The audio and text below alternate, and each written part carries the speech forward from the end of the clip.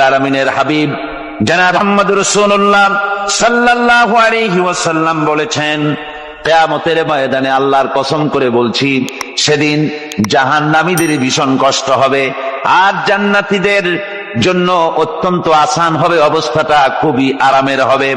নবীজি বলেন, এক ওয়াক্ত ফরজ নামাজ আদায় করতে যে সময়টুকুন লাগে, কিয়ামতের মাঠের এই সময় এত বড় বিরাট লম্বা সময় জান্নাতীদের জন্য এরকম হালকা হয়ে যাবে।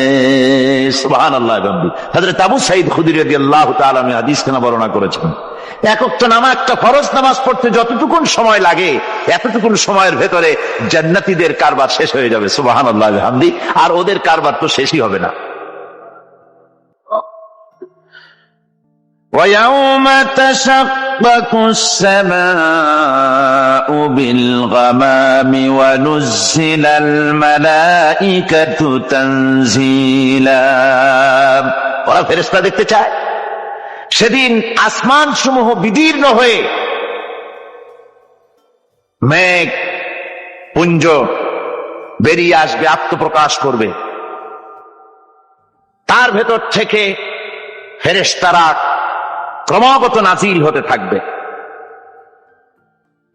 আর অবস্থাটাই হবে, আল মুলকু ইয়াউমাইযিনিল হাক্কু লিররহমান ওয়া কানা ইয়াওমান আলাল কাফিরিনা আসীরা।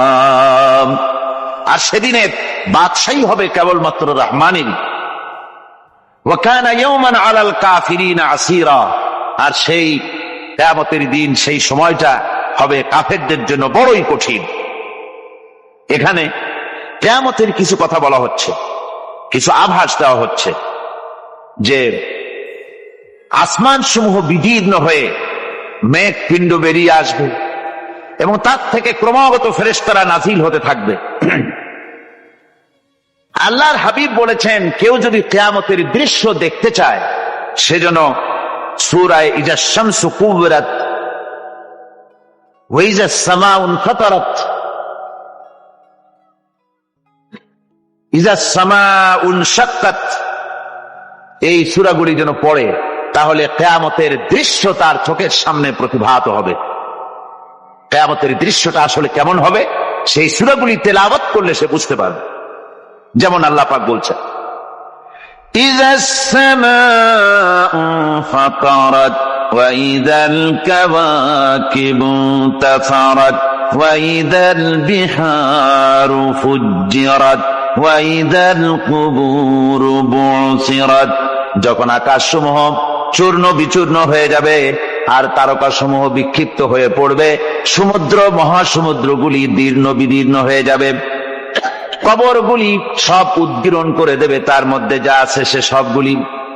আবার আল্লাহ পাক বলেন, ইযা শামসু কুবিরাত ওয়া ইযান নুজুমুন কাদারাত ওয়া ইযাল জিবালু সুয়্যিরাত।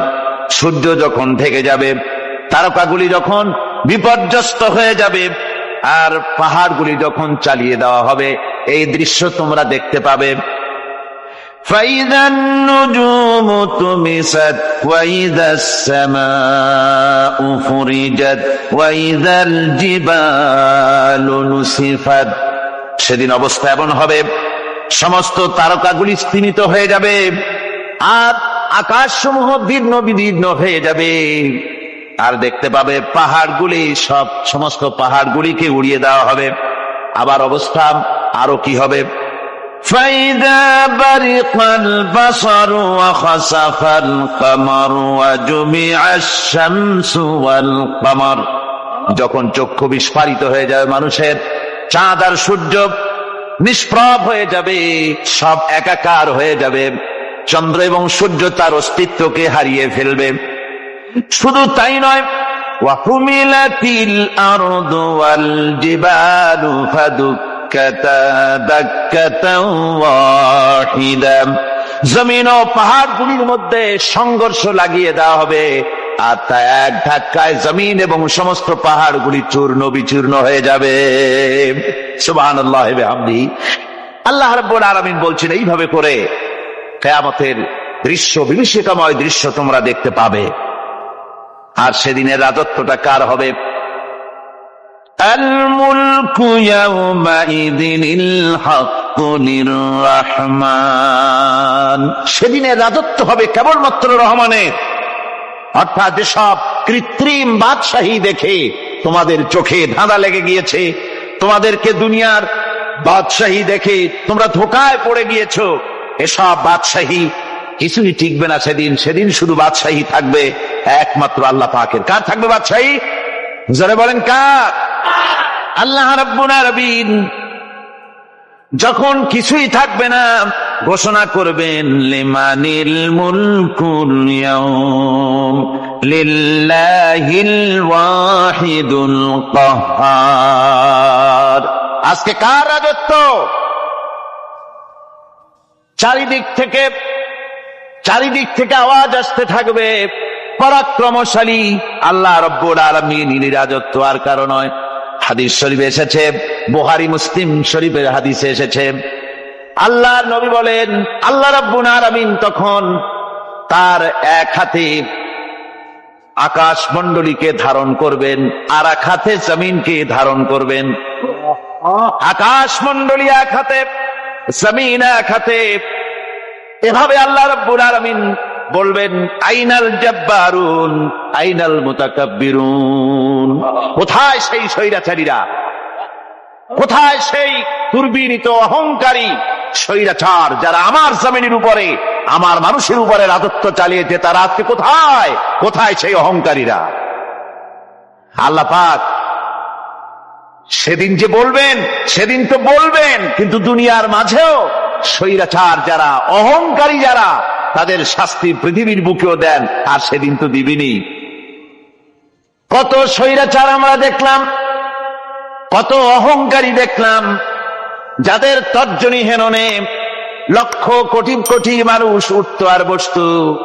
তাদের চিল্লাতির সঙ্গে আল্লাহ রাব্বুল আলামিন কতজনকে বিদায় করে দিলেন। ফুলের মালা নিয়ে কুলাতে পারে নাই, পা থেকে শুরু করে গলা পর্যন্ত ফুলের মালা দিয়া ডুবাই দিল ভক্তরা।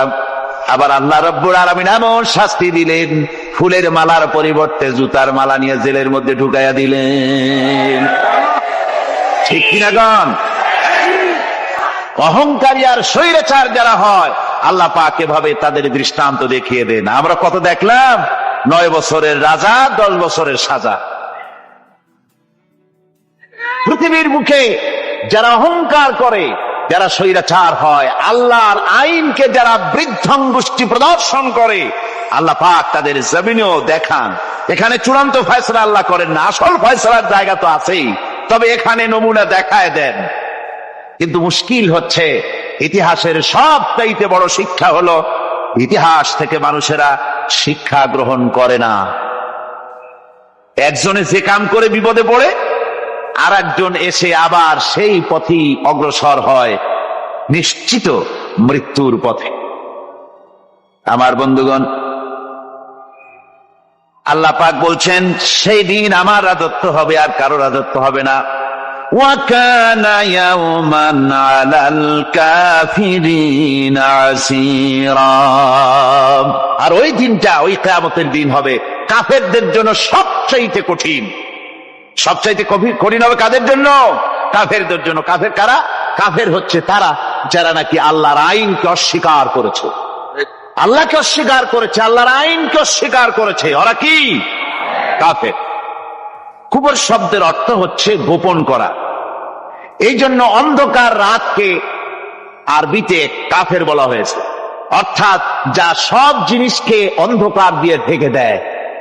তো কুফর হচ্ছে সেই জিনিস যা মহাসত্যকে ঢেকে দেয়, সত্যকে, মহাসত্যকে ঢেকে দেয় যে জিনিস, সেটাকে কুফর বলা হয়। আর এই কাফের অন্ধকারে ঘুরে মরে, সে কোন আলোর খোঁজ পায় না। আল্লাহ রাব্বুল আলামিন বলেন, কাফেরদের কথা এখন শোনাচ্ছেন আল্লাহ পাক, ওয়াল্লাযীনা কাফারু আউলিয়াউহুমুত তাগুতু ইউখরিজুনাহুম মিনান নূরি ইলায যুলুমাত।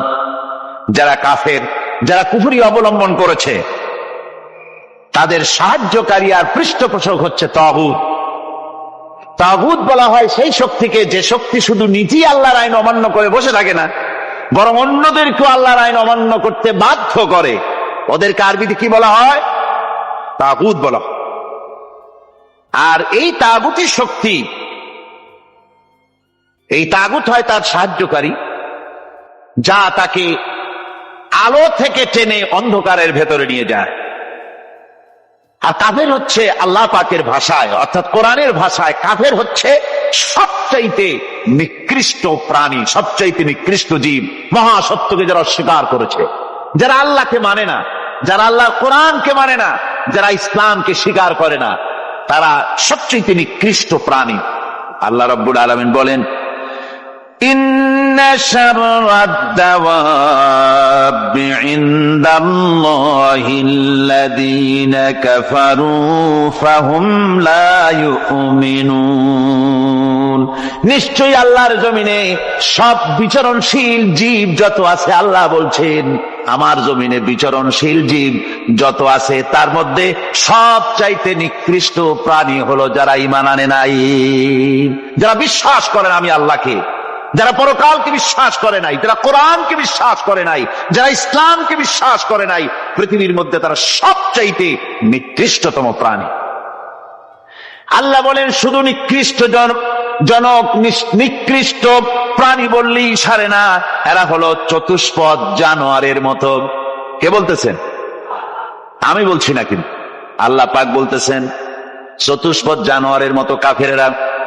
وَمَثَلُ الَّذِينَ كَفَرُوا كَمَثَلِ الَّذِي يَنْعِقُ بِمَا لَا يَسْمَعُ إِلَّا دُعَاءً وَنِدَاءً। এই কাফেরদের দৃষ্টান্ত হচ্ছে সেই রাখালের মতো, যে রাখাল তার পশুদেরকে ডাকে আর ওই পশুরা একটা ডাক শোনে মাত্র, কিন্তু কি যে বলে তা তো পশুতে বোঝেন। ভালো বুঝতে পেরেছে? সুম্মুন বুকুমুন উমিয়ুন ফাহুম লা ইয়াকিলুন। এরা বোবা, এরা বধির, এরা অন্ধ, এ কারণেই কোনো কথা বোঝে না। এরা চতুষ্পদ জানোয়ারের চাইতেও নিকৃষ্ট। যাদেরকে আমি আল্লাহ বলেন, যাদেরকে আমি চোখ দিলাম, চোখ থাকতে হক দেখলো না, সব দেখলো। হক দেখে নাই চোখ দিয়া, এই চোখ দিয়া সব দেখলো। নারীর সৌন্দর্য উপভোগ করলো আর নারীর অঙ্গ প্রত্যঙ্গ নিয়ে নানা ধরনের গল্প লিখলো, কবিতা লিখলো, কিন্তু এই সৌন্দর্য যিনি দিলেন তারেও চিনল না। আছে না কত কবি আমাদের দেশে? আমার দেশের সেই কবি জাতীয় পুরস্কার পায় যে কবি নারীর বিশেষ বিশেষ অঙ্গ নিয়ে বেশি করে নির্লজ্জ কবিতা লিখতে পারে, ওই হলো সবচেয়ে বড় কবি। আমার বন্ধুগণ, একজন বুজুর্গ ব্যক্তি তিনি পথ দিয়ে যাচ্ছিলেন, তো সে পথে এক সুন্দরী যুবতী মেয়েকে দেখে সেই যুবতী মেয়ের দিকে এই বুজুর্গ ব্যক্তি এক নজরে তাকায় আছে। তখন এই ঘটনাটাকে কবি এভাবে লিখতেছেন সাজায়, একদা সুখদায়ক প্রমোদা বদন দর্শন করিবম ঝরিল নয়ন, হেসে কহে সে রূপসী সবিস্ময় মন, কহ দেখি মহাশয় কহ কি কারণ, বিষয় বিরাগী তুমি ভুবনে প্রচার, কি হেতু জন্মিল তব মানস বিকার, সামান্য ললনা রূপ করি দর্শন, উচিত না হয় তব অশ্রু বরিশন। বুজুর্গ ব্যক্তি ওই মহিলার দিকে তাকিয়ে তাকিয়ে কাঁদতেছেন। সুন্দরী মহিলা বলেন, আল্লাহর বুজুর্গ বান্দা, আপনি এলাকার ভিতরে বুজুর্গ এবং পীর হিসাবে, বুজুর্গ ব্যক্তি হিসাবে আপনি বিখ্যাত। আজকে আমাকে এখানে দেখে আপনি আমার দিকে তাকায় আমার রূপ উপভোগ করতেছেন আর কাঁদতেছেন। আপনার মতো সংসার বিরাগী মানুষ আমার মতো একটা সুন্দরী মেয়েকে দেখে ভাবে কাঁদা ঠিক না। বুজুর্গ ব্যক্তি বলছেন, হেসে কহিলাম বালে করহ শ্রবণ, নেত্র ঝরে তবু হেতু ভেব না এমন, যে শিল্পী রচিল ওই সুধাংশু বদন, তাহার তরে ঝরে নেত্র নয়নে জীবন। আল্লাহর বান্দি আমি তোমাকে দেখি কান্দি না, আমার চোখে পানি বেরিয়ে গেছে। তোমারে দেখে আমি মনে মনে ভাবলাম, এত সুন্দর করে যিনি মানুষ বানিয়েছেন, না জানি ওই আল্লাহ রব্বুল আলামিন কত বড় সুন্দর।